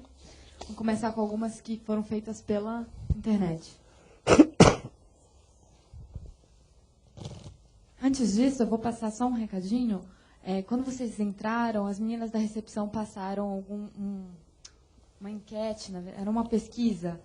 O intuito da pesquisa são alguns alunos do IBMEC que estão fazendo. Elas querem identificar o perfil de empreendedor. Eles fizeram essa pesquisa com alunos do IBMEC também, e eles vão querer bater o resultado das duas pesquisas para ver se os alunos do IBMEC têm perfil empreendedor. Então, por favor, os que responderam, entregue na recepção. Vamos lá. Tenho um pequeno restaurante, e como faço para aplicar isso que você passou sobre gestão de marca em meu negócio? É possível? É super possível, né? O fato de ser pequeno, de ser grande, qual é a tua essência? Qual é o teu diferencial? Onde é que você está? O que você está, de fato, querendo levar em termos de valor na experiência do comer no seu restaurante? Você está interessado em que seu cliente volte, é um restaurante de passagem, então, em função dessas características do negócio, aonde você está inserido, da estratégia, como é que você quer crescer, competidores, etc., o teu entorno, eu acho que é perfeitamente, né? Vai para a tua essência, define quais são os pontos que você quer realmente enfatizar, o que é relevante para aquele público que está ali, para que de fato você possa praticar, para que de fato você possa adequar e fazer a melhor entrega considerando esses aspectos todos, né? Seja limpeza, higiene, se a comida vai ser uma comida orgânica ou não, né? Depende muito do interesse do público com o qual você está se relacionando e como é que você vai se posicionar. Não, para mim comida orgânica é bobagem, eu compro qualquer comida, eu não ligo. Você não liga ou o seu cliente não liga? Se você não liga, não compra para a tua casa, mas se o seu cliente liga, compra para o seu restaurante. E assim por diante, eu acho que você tem, e deve ser muito legal, se quiser me convida um dia para almoçar ou jantar lá e a gente pode conversar. Quais os principais valores que a marca de uma empresa de serviços deve passar para ter sucesso? Como poderia ser feito? Quais as ferramentas usar? Então, eu acho que uma empresa de serviço é o relacionamento, né? É o humano, né? É cuidar para que aquela promessa que a empresa tem, seja uma loja de departamento, seja uma farmácia, seja um posto de gasolina, o cliente está bem atendido, né? E quando acontece um problema, o que eu faço com isso? Como é que eu torno aquele cliente que vinha com um índice de satisfação e que cai lá para baixo em função do problema, a expectativa vai lá para baixo, o que eu faço com isso? Se eu não faço nada, se eu ignoro, né, aquele cliente vai embora, aquele cliente não tem o menor interesse, não vai nem reclamar. né? Comprei essa roupa aqui, eu não esperava nada diferente dessa loja aqui, já não foi a primeira vez. Tchau, eu vou embora, eu não vou nem voltar. Mas se eu gosto da loja, se eu gosto da pessoa, a maneira com que eu fui atendido, eu posso estar de fato colocando uma reclamação para que melhore, para que dê a oportunidade. Eu costumo dizer lá no banco também coisas que no passado eu estava maluco. Que problema é uma oportunidade. Você não tem a obrigação de ser perfeito, fazer tudo direitinho. Se você for coerente, melhor para você. Você vai demonstrar o tal do walk the talk. A maneira com que você age é que mostra as suas crenças. Agora você não precisa ser também, tudo perfeito, eu nunca vou pegar um papel. Não, calma. Existe uma imperfeição e também existe uma maneira da gente estar aprendendo a lidar. Esteja aberto a lidar com essas questões e ver o que teu público quer e como é que você pratica isso no dia a dia. A gente vai aprender muito através dessas práticas. É o caminho que cada um vai estar trilhando para estar buscando atingir esse seu ideal, que no nosso caso é relações verdadeiras. E aí nós temos que instalar todo um sistema de gestão para não ficar só na base da relação verdadeira de sair abraçando árvore ou sair abraçando as pessoas. Não. Toda uma prática envolvendo negócios e resultados. Como calcular, avaliar o valor monetário de uma marca? No caso de uma integração, fusão entre empresas, tipo Real Santander, ou Itaú e Unibanco, como escolher a nova marca? Criar mesmo uma nova marca ou continuar usando uma das antigas? Então, avaliar o valor de uma marca é um sistema de avaliação que tem que estar compatível com o sistema de avaliação que o banco usa para avaliar o seu capital. Você avalia quando você tem dois interesses. Ou quando você quer vender, você precisa saber quanto é que vale, então precisa juntar todas essas informações. Então tem uma fórmula que envolve os números, envolve também goodwill e outros aspectos. Então isso muito vinculado à maneira com que a empresa faz essa gestão financeira e contábil dos seus recursos. Então é uma questão, vamos dizer assim, mais matemática e tem também como é que você melhora a geração de valor para a tua marca. Então você precisa saber quais são as relações aí de causa e efeito para que você possa estar aumentando o valor, mesmo que você não queira vender, mas que você possa estar trabalhando isso. Então essa é uma primeira resposta. Existem hoje mecanismos para estar medindo isso. A segunda questão... Se opta o Itaú e o Unibanco. Eu sabia uma questão que eu estava querendo evitar, por isso eu estava esquecendo aqui. Eu não estou querendo evitar, porque eu acho que é um problema deles, esse não é meu. Alguém já me disse que vai ser o Banco de Tu, porque é grande e o nome cabe. Eu não sei se vai ser, acho que não. A Tu brasileiro é muito brincalhão e é muito criativo. Então é Itaú Unibanco Holding, ficou IU. Aí alguém diz assim, ainda bem que não foi ao contrário, porque ia ser UI. Então, essas brincadeiras, O que eu sei é que eles têm aí um histórico, tanto o Unibanco, os bancos que adquiriu e o Itaú, E tem aprendizados nisso, A gente sabe que tem coisas que foram boas, eu acho que são instituições que se mantiveram ativas, atuantes, e vão ter que escolher, A gente está de olho aí nas oportunidades, que é um pouco o que eu falava, que o mercado proporciona, Santander. No caso do Real vai ficar Santander. O que nós queremos é, ao longo desses 2 anos, transferir. Então nós estamos montando essa plataforma, essa entrega, e vai ser Santander, é um alinhamento mundial, e não tem nada de ruim nisso. Agora, mudar agora, já? Não. Precisa ter entrega, precisa ter alicerce, precisa construir espírito, políticas, funcionários, então precisa criar de dentro para fora esse novo, para quando mudar ter um outro significado. Geralmente o cliente real é muito apegado na marca Real e tem aí um vínculo forte. Vai mudar, vai sumir, vai não sei o quê, vai piorar. Não. Nós estamos lá, estamos trabalhando 24 horas, focadíssimos, para realmente poder proporcionar essa experiência. Então existe um pouco de ceticismo, às vezes, a gente percebe, talvez até por conta desses anos, desse vínculo. Agora, tem vários clientes e funcionários da Santander que têm uma satisfação em trabalhar lá. E ver como o banco vem melhorando também muito grande. Então, como é que você, de fato, oferece essa experiência em benefício e os clientes é que vão decidir. É o que eu dizia, o dono da marca é o cliente. Se o cliente não gostar e resolver ir embora, seja do Santander Real, seja do Itaú Unibanco, o mercado vai absorver. A logotipia faz parte da construção da marca. Quais os efeitos e consequências possíveis que uma mudança de um logo pode causar tanto no público interno quanto no cliente tradicional? E o que fazer para se ter uma aceitação em ambos os públicos? Então, eu acho que são questões sensíveis, né? A marca acontece no campo do simbólico, no âmbito do simbólico, e às vezes essas mudanças perdem contato, né? Você fica, não, eu não reconheço essa empresa, não sei o que aconteceu. Mudou o jeito, cortou o cabelo diferente, emagreceu, sei lá, está mais baixo, está mais alto, mudou a aparência e mudou a atitude. Opa, eu não me identifico mais com você. Né? Então mudou a marca do meu banco, mudaram os funcionários da agência, mudou o número da conta, mudou a maneira com que esse banco se relacionava comigo. Agora eu tenho um caixa eletrônico, eu tenho um telefone. Isso tudo está afetando em maior ou menor grau esse vínculo. Então, quais são os pontos de contato do público com o qual me relaciono, principalmente cliente, e o que eu faço com isso? É claro que você pode evoluir e deve evoluir, mas não evolua achando que as pessoas não estão nem aí. Então, e alguns vão te cobrar, porque tem uma feição àquele loginho, aquela marca, aquele símbolo, né? Seja a Nike, que é aquela simplérrimo por um lado, né? E a Nike, quando teve aquela questão de mão de obra infantil na Ásia também, até hoje isso repercute, até hoje isso foi ruim para a marca, né?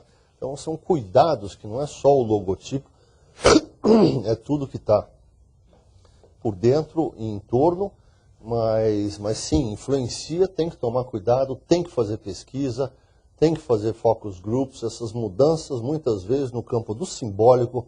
E aí tem pessoas que utilizam ferramentas também de semiótica, são importantes sim, para que você possa tomar uma decisão cercando essas possibilidades que muitas vezes você não está enxergando. Tem algumas perguntas semelhantes, eu vou escolher uma que resume bem. Como vocês valorizam e motivam os funcionários? Pois é um passo importante para manter uma boa marca. Então, a primeira é a postura, é respeito, né? São os valores, é a transparência, é a política. E a política vai desde você pagar o salário em dia, você pagar os benefícios todos, né? Seja para a sua funcionária em casa, seja para os seus funcionários na empresa. Né? Então essa coisa de, não, eu vou economizar e eu vou ganhar aqui porque eu não estou pagando tudo, estou pagando isso por fora. Gente, não vai rodar. Sabe? Isso não vai te manter competitivo e te manter... mas os concorrentes fazem assim. Avaliem, mas eu acho que existe um caminho e o consumidor hoje, muitas vezes, até prefere pagar um pouco mais e saber que ele está comprando. Então avaliem, de novo, não é preto no branco, a sociedade está em transição e a sociedade do conhecimento está cada vez mais, com o consumidor cada vez mais, com um poder de decisão exigente e maduro. Então eu acho que são questões aí importantes. O funcionário tem que se identificar, o funcionário tem que estar engajado. Ele engajado, né, seja você engajando, você está ouvindo esse exemplo que eu dei do Dream Manager, seja porque ele compartilha dessa causa, ele quer um banco melhor, ele gosta de trabalhar quando ele tem a possibilidade. Eu estou conversando com o presidente do banco no blog, né, eu coloco lá a resposta, ele responde. Ele é uma pessoa simples, é uma pessoa acessível. E ele não é um artista, ele faz aquilo porque ele é assim.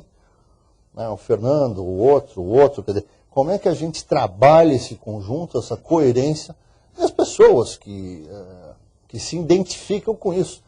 Todo mundo que anda no banco quer ficar lá para a vida? Não. Alguns saem, outros morrem de vontade, de saudades, não querem, depois aí, quando percebem que não é bem assim, aquilo. É a vida, gente, como é a vida de todo mundo. Agora, tratem os funcionários com respeito, com diálogo, né, com franqueza, e procurem introduzir políticas que vão de encontro ao que eles querem, ao que eles precisam. Nós introduzimos lá no banco um local para as mães poderem tirar leite, para guardar leite, para levarem para casa. Claro que isso é uma preocupação. Tem muita, na minha área em especial, tem muitas mulheres, né? e jovens, e grávidas, e no banco como um todo, é uma empresa grande. Então isso é uma prática que é uma prática muito legal. Né? Por que não ter uma área, uma leiteria que tenha práticas, que tenha as maquininhas, que tenha orientação, que tenha lá o pote, que tenha... A mãe se sente, eu me lembro uma funcionária de um fornecedor, de uma agência de publicidade, um dia eu encontrei com ela saindo ali do corredor, e ela maravilhada, disse, Fernando, eu amo esse banco, porque ela tinha acabado de ter neném, e ela tinha tido a possibilidade, mesmo como fornecedora, de tirar o leite, de armazenar para levar para a filha dela no final do dia. Então, é um exemplo de uma pequena, grande coisa, isso reverbera, né? Isso está influenciando as relações, a postura, o comportamento da empresa, e você tem que medir para não exagerar na dose, não fazer coisas que sejam supérfluas, que sejam da tua cabeça, mas que vão de encontro a essas necessidades e a esse bem-estar. Qual é o critério pelo qual o Banco Real e o Santander escolhe as empresas que vão desenvolver seu trabalho de branding? Seu trabalho de branding? O critério é a afinidade, é um pouco a vida te conduzindo, né? Deixa a vida me levar, a vida leva eu, e é o caminho, o caminhante. Por que eu estou dizendo isso? Por que nós escolhemos Ricardo Guimarães? Quando a gente começou essa jornada lá atrás, era Liu Lara. Aí, num determinado momento, nós achamos que seria saudável ampliar, então mantivemos a Liu Lara, a verba estava crescendo, e aí escolhemos uma agência que é mais focada no planejamento estratégico, que é a Talent, né, do Júlio Ribeiro. A Talent não participou dessa primeira rodada, porque a Talent atendia o Sudameris na época que a gente fez isso. Aí ela deixou de atender o Sudameris, nós queríamos ampliar e fomos então conversar com o Júlio e deu certo. Eu sentia uma certa aflição, porque todas as agências são um pouco focadas demais para um planejamento mais de curto prazo, de campanhas, né? Então faz o planejamento para a campanha, ou de segmentos, ou mesmo para um ano, né, fiscal, para um exercício, olhando os calendários todos. E aquilo me incomodava. Eu dizia, eu sinto falta de mais oxigênio, eu preciso de mais visão de longo prazo, eu preciso de mais essência, de mais norte, né? Como é que nós queremos? Então eu tinha uma inquietude, nada mais do que uma inquietude, até que um dia eu abro a Gazeta Mercantil e vejo que o grupo Prax, que era o grupo da W, que tinha 40% da Liu Lara, tinha comprado 40% da Guimarães e da Timos. Eu liguei para o Luiz Lara e disse, ô Luiz, vocês têm um novo sócio aí no grupo, uma nova empresa, um novo parceiro, que é a Timos. Eu gostaria de conversar com o Ricardo Guimarães, que eu conhecia de nome, eu tinha um primo que trabalhava com ele, e um dos meus irmãos tinha me falado que ele fazia um trabalho muito interessante. Eu fui lá conversar com ele, né? Fui com essa liberdade, porque eu não queria trazer uma outra agência. E o braço, naquele momento, que predominava era o braço da Guimarães como agência, e a Timos ainda estava muito no início. Só estou me alongando um pouco para contar essa história, gente, porque não teve nenhum plano XPTO, cubo ao quadrado, foi ao acaso. Fui lá conversar com o Ricardo, fez uma apresentação, me identifiquei de corpo e alma com ele. Ele se deu super bem com o Fábio, ele escreveu um texto, que eu pedi para ele dar uma olhada no texto que a gente estava mandando naquela época, em nome do Fábio, e ele escreveu, o Fábio disse, poxa, que bacana, parece que fui eu que escrevi isso aqui. Então, sabe, essas afinidades, esses encontros, e de lá para cá comemos um monte de sal juntos e continuamos juntos. Porque também eu olhando para trás, teve tantos momentos aí que poderia ter rompido, que poderiam ter dado certo. A gente desenvolveu esse book de linguagem da marca junto com as agências de publicidade, as duas mais a Salem. Vocês não sabem os papos homéricos, seja por egos cruzados, seja por personalidades, por humores, né? Foram 2 anos. Eu participava uma vez por mês para dar uma batida de tambor e dar algumas orientações, mas foi difícil, né? E teve momentos ali que esquentou o clima, né? Que realmente a coisa ficou mais quente. Eu olhando para trás hoje, poderia ter desandado? Poderia. Poderia não ter tido uma afinidade tão grande como houve entre o Fábio e o Luiz, entre eu e o Fábio, entre eu e o Luiz, não, o Ricardo, e com o Luiz também, né, com o Júlio, a gente faz cafés da manhã periódicos, então é um pouco você entrar em campo, né? O que eu vejo é que o branding, ele requer uma coisa que é muito importante, é você ser o ator, né? Na propaganda, é o criador, é o criativo, você quase que delega. No branding, você tem que estar em campo, você que tem que estar jogando. É você de corpo e alma, você diretor de marketing, você dono do negócio. Então, no fundo, essa escolha de branding, ela é feita a partir de você decidir entrar de corpo e alma em campo, fazer, cuidar. Deus e o diabo moram nos detalhes. Se você não cuidar, a palavra vai sair torta. Né? Ontem ainda revi um texto de um anúncio, que é um anúncio global do Santander, que está vindo agora aí, falando de fortaleza e cercania. Aqui em espanhol tem um significado, aí traduz aqui, né? Perto e forte. Eu disse, não, perto não, próximo, né?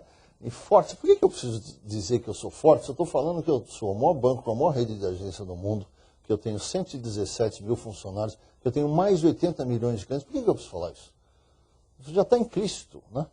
E aí mudamos, então, para humano e próximo. Né? E aí depois demos um outro... Então, se você não cuida, sai desse jeito. Está errado? Não está. Mas não vai ter essa pegada. Como é que tem essa pegada? No meio de 200 milhões de e-mails, você lá, reuniões, e você vai tocando a vida e vai tocando... enfim, é um pouco assim que a vida acontece. Agora, se você não está intenso, né, então você não vai conseguir. Primeiro, ou você vai estressar, ter um infarto na primeira esquina, ou você vai se incomodar doidado. Né? Então, é você e aí a tua equipe começa a sentir esse ritmo, começa a sentir, e aqui algumas pessoas que já trabalharam conosco sabem que é muito assim, né? E a coisa vai. Então, o branding é isso, é corpo e alma, e é você estando envolvido, é você presente. Assim você vai ajudar a criar essa verdade e essa atenção. Eu gosto do que eu faço, então eu não reclamo. Mas, às vezes, fica um pouco neurótico, né? E a definição de neurose é não aceitar a própria normalidade, né? A gente vive quase que casado com esse BlackBerry, não desliga mais. E não para, né? E o presidente também responde muito, eu respondo muito. Então, você vai gerando uma onda, tem que tomar cuidado. Então, tira uns períodos de férias, dá uma desligada, então enlouquece, porque o mundo está muito acelerado. Então, como é que você se mantém atento, vigilante? Isso é o branding. Envolvido, jogando, engajado, de corpo e alma, a partir dessas definições e a partir do que você acredita. Porque se você não acredita nisso aqui, não adianta, não vai rolar. Ou você acredita, ou então você vai fazer pela metade. Né? E aqui o gostoso é que, aparentemente, está dando certo por tudo que a gente vê, não quero dizer que seja uma única fórmula, e os espanhóis estão fascinados. Né? Então, e nós fascinados com eles, então está sendo recíproco. Né? Então isso é bárbaro nessa hora. É claro que agora colocaram um competidor aí mais forte um pouco na sala. Então tem oportunidades e tem riscos nisso tudo. Como é que a gente lida e qual vai ser a nossa estratégia para sair na frente. Né? Por uma questão de tempo, e tem muitas perguntas ainda aqui, a gente não vai conseguir fazer todas, mas o Fernando, depois do workshop, quando encerrar, se vocês quiserem conversar diretamente com ele, ele vai estar aqui à disposição. Tá bom?